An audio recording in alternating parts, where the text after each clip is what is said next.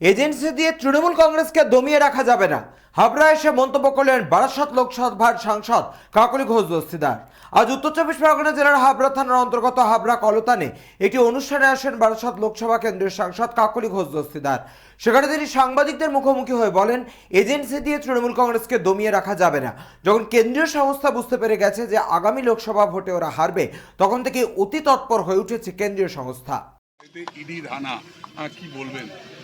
Agency দিয়ে তৃণমূল কংগ্রেসকে দমিয়ে রাখা যাবে না, তাই বলবো। সেদিন দেগঙ্গা শুভেন্দু অধিকারী তোরটা জবাব দেবো না ওরটা জবাব দেবো? কেন্দ্রীয় সংস্থা যখন বুঝে গেছে হারবে তখন থেকেই শুরু করেছে এইসব। শীতের পোশাক গুছিয়ে রাখুক মন্তব্য করেছেন শুভেন্দু অধিকারী আজকে।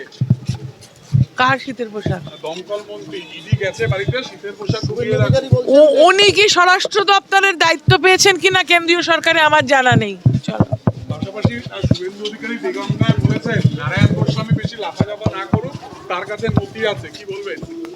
ওনার কাছে নথি থাকলো কি করে, সেটাই তো প্রশ্ন, তাই না? প্রশ্ন হচ্ছে যে একটা দেশে আইন আছে, দেশে সরকার আছে, এজেন্সিগুলো স্বরাষ্ট্র দপ্তরের অধীনে। উনি কবে দেশের স্বরাষ্ট্রমন্ত্রী হয়েছেন আমার জানা নেই।